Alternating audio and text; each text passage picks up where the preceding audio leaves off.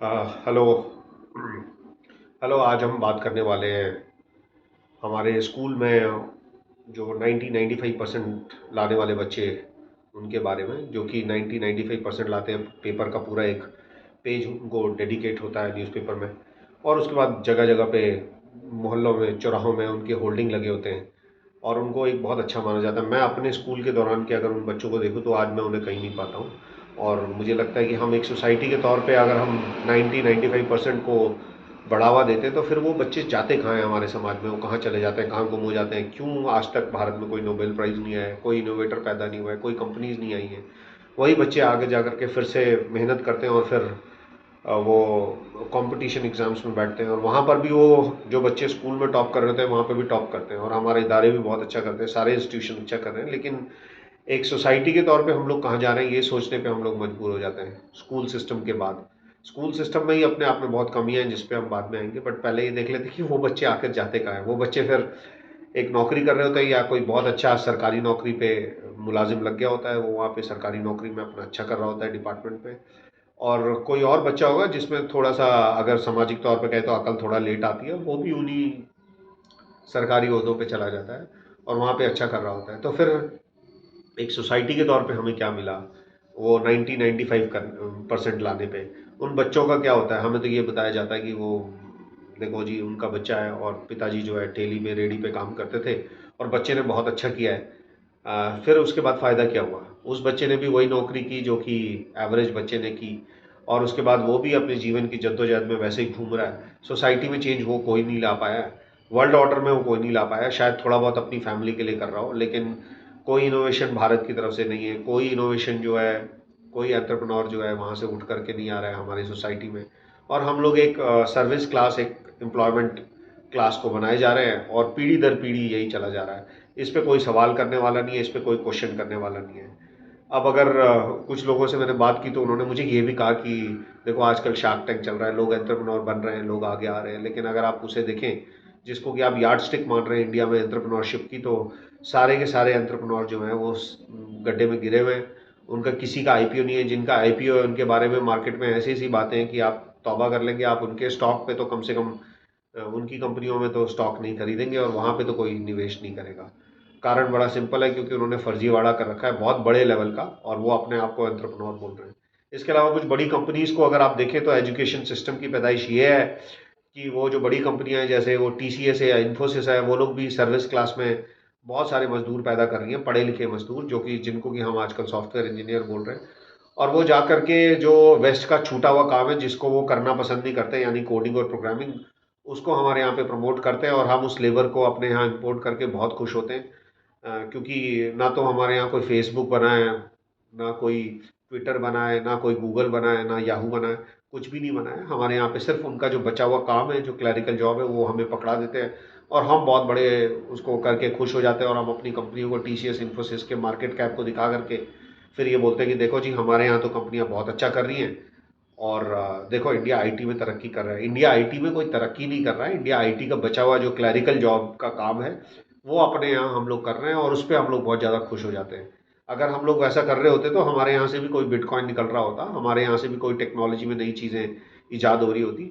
लेकिन ऐसा तो है नहीं। आज 70 साल हो गए, हम लोग तो एक कार के इंजन पे और सेफ्टी सिक्योरिटी पे ही वर्ल्ड लेवल में कॉम्पीट नहीं कर पा रहे हैं। मुझे तो कोई इंडियन फाइटर जेट तो दूर की बात है, एक मोटरसाइकिल भी नहीं दिख रही इंडियन रोड्स पे जो होंडा एक्टिवा को चैलेंज कर सके, या हीरो ने जो होंडा से जो टेक्नोलॉजी ली थी उसके बाद कोई इनोवेशन तो मोटरसाइकिल तक में नहीं किया है। गाड़ियों की तो बात दूर है, एक आध ब्रांड को छोड़ दे तो उसके अलावा आज भी आप जो है जापानीज या साउथ कोरियन ब्रांड के पीछे भाग रहे हैं। और इंडिया में तो एक घिसी पिटी जो इनोवेशन ऑलरेडी हो रखी है उस इंडस्ट्री में हम कुछ नहीं कर रहे हैं। इसका रीज़न क्या है? इसका रीज़न ये है कि हमारे स्कूल में आज भी आप देखें, एजुकेशन सिस्टम में बच्चों को सुबह स्कूल के लिए भेज दिया जाता है, और उसके बाद उसे बताया जाता है बेटा तूने रट्टाफिकेशन लगाना है, रट्टा मारना है स्कूल में। वो दबा के रट्टा मारता है और एग्जाम में जाके वही वो बोल देता है, और वही वोमिट कर देता है। और अगर आप उसे देखेंगे वहाँ पे जा करके तो सारे एजुकेशन सिस्टम में मैथ और साइंस को जो है इंपॉर्टेंस दी जाती है। उसके अलावा बाकी अगर कोई बच्चा सोशियोलॉजी में, साइकोलॉजी में या हिस्ट्री में कुछ करना चाहता है तो उसको ऐसे देखा जाता है कि जैसे उसका कोई एफर्ट है ही नहीं। या कोई बच्चा ह्यूमैनिटीज़ में कुछ कर रहा है तो उसको ये मान लिया जाता है कि आईएएस की तैयारी करेगा, जो कि आईएएस बहुत कम रैंक है, लेकिन मान ये लिया जाता है। और पेरेंट्स भी बड़े जोश से ये बात कहते हैं कि हमारा बच्चा जो है आगे जाकर के आईएएस की तैयारी करेगा, लेकिन उनको ये पता नहीं है कि ना तो हमारे यहाँ कोई वर्ल्ड क्लास लेवल के रिसर्च पेपर साइकोलॉजी में पब्लिश हो रहे हैं, ना ही हिस्ट्री में पब्लिश हो रहे हैं। और जो भी लोग कर रहे हैं वो जो है पहले वेस्ट में जाते हैं, वहाँ से एजुकेशन लेते हैं और उनको पता लगता है कि this is how research is actually being done in any country, and then they publish their paper. हमारे हिंदुस्तान में तो ऐसा कोई पेपर निकल नहीं रहा है, और अगर कोई निकलते भी हैं तो आधे से ज़्यादा फॉरेन जर्नल जो है उनको रिजेक्ट कर देते हैं, क्योंकि वो मटेरियल जो है ऑलरेडी पब्लिश होता है और उनको लगता है कि ये कट कॉपी पेस्ट है, उससे ज़्यादा कुछ भी नहीं है। तो रीज़न क्या है कि हमारे यहाँ जो है स्कूल ऐसी एजुकेशन दे ही नहीं पा रहे हैं। मुझे लगता है इसका सबसे बड़ा कारण ये है कि एजुकेशन का कमर्शलाइजेशन कर देना। एक कॉमन स्कूल है जिसमें सभी बच्चे जाते हैं, वेदर इट इज़ फिश और elephant, both are starting in same school, and उसके बाद जो है वो निकल रहे हैं वहाँ पे परसेंटेज लेकर के, बहुत अच्छे परसेंटेज लेकर के। उनको पता कुछ नहीं है उसके बाद करना क्या है, क्योंकि सीबीएसई तो टॉप कर दिया है, लेकिन आगे कॉलेज के लिए फिर से एंट्रेंस एग्जाम में बैठना है। और आगे जाकर के नौकरी में कोई नहीं पूछता कि whether you are CBSE topper और you fail twice in your 10th standard. वो सीधा आकर के आपके स्किल्स पूछते हैं कि आपको नौकरी में स्किल्स कैसे हैं, आपके पास सर्टिफिकेशन क्या है। और वहाँ पे बच्चा आकर के पता लगता है कि बच्चा पढ़ने में तो बहुत अच्छा है, लेकिन सेंटेंस जो है 4 बना करके अपने आइडिया को समझा नहीं पा रहा है, और उसे पता कुछ नहीं है सब्जेक्ट के बारे में, या अपने नॉलेज को सही तरीके से प्रेजेंट नहीं कर पा रहा है। वो बच्चा फिर आगे जाकर के इतना स्ट्रगल मारता है और उसे कई साल प्रोफेशनल लाइफ में ये समझने में लग जाता है कि प्रोफेशनल दुनिया चल कैसे रही है, और मेरी जो स्कूली तालीम है, जो स्कूल में मुझे पढ़ाया गया है, उसका इस प्रोफेशनल वर्ल्ड से कोई लेना देना नहीं है। लोग इस पे जो है इतना परेशान है, बच्चे इतना परेशान है कि उन्हें लगता है कि जॉब आने के बाद ही असली ऑन जॉब ट्रेनिंग जो है वो ट्रेनिंग है। उसके अलावा जो मुझे स्कूल के दौरान या कॉलेज के दौरान सिखाया गया था उसका कहीं यूज़ नहीं हो रहा है। मुझे तो आज तक समझ में नहीं आया कि स्कूल में जो मुझे वो साइंस के बॉयल्स लॉ और चार्ल्स लॉ पढ़ाए गए थे केमिस्ट्री में, या मेंडलीव्स पीरियोडिक टेबल पढ़ाया गया था, उसको यूज़ कहाँ करना है, या डिफरेंशियल कैलकुलस को आम जिंदगी में यूज़ कहाँ करना है, और वो पढ़ाई क्यों गया था, ट्रिग्नोमेट्री पढ़ाई क्यों गई थी जब उसे यूज़ नहीं करना था। अगर आप उसे और क्रिएटिव वे में सिखाते, और मुझे शायद 10th स्टैंडर्ड नहीं लेकिन 7th स्टैंडर्ड तक ही परसेंटेज को अच्छे से सिखा देते, या मुझे कॉन्सेप्ट उसको समझा देते, मैं बहुत जल्दी उसे जीवन में इस्तेमाल कर लेता, और शायद शायद उससे कुछ पैसा भी बना पाता, शायद उसे और मोर प्रैक्टिकल तरीके से, बहुत अच्छे तरीके से उसे इस्तेमाल कर पाता अपनी लाइफ में। लेकिन मुझे पूरे स्कूल के दौरान एक मैथ्स का डर रहा, जिसकी वजह से जो ये लगा कि मैथ्स हमेशा स्कोर करना है, नंबर स्कोर करना है, और उससे ज़्यादा कुछ भी नहीं है, मैथ्स को समझना नहीं है। लेकिन मुझे लगता है कि अगर इसे समझाया जाता तो बहुत सारे ऐसे बच्चे हैं जो उसमें इंटरेस्ट लेते हैं, और उन्हें समझ में आता कि प्रैक्टिकली थोड़ी मैथ्स ही सही, लेकिन उसे लाइफ में इस्तेमाल किया कैसे जा सकता है। आप इलेक्ट्रिकल इंजीनियर से मिलिए, बीएससी या बी इलेक्ट्रिकल होगा, और उससे पूछिए कि जनरेटर को ऑन करके दिखा दो भैया, शॉप में लाइट नहीं है, और आप इसे चला के दिखा दो, वो हाथ खड़े कर देगा, बोलेगा नहीं मुझे जनरेटर चलाना तो नहीं आता। और उसे जनरेटर का ये भी पता नहीं होगा कि ये किस कॉन्सेप्ट पे काम करता है, वो मैकेनिक की रास्ता देख रहा होगा इलेक्ट्रिकल इंजीनियर। उसे घर में पूछ लो कि एमसीबी को स्विच ऑफ कैसे करना है, तो वो दीवारों की तरफ ऐसे देखेगा जैसे उसने पहली बार देखी है कि ये कंट्रोल स्विच को कैसे ऑफ करना है या ऑन करना है। उसे एक 3 पिन प्लग में 2 तारें जोड़नी नहीं आती होंगी, और वो इलेक्ट्रिकल इंजीनियर बना होगा। और अल्टीमेटली उसे भी पता है कि बना वो कुछ भी है, उसे बनना सॉफ्टवेयर इंजीनियर ही है, उसे करनी कोडिंग ही है।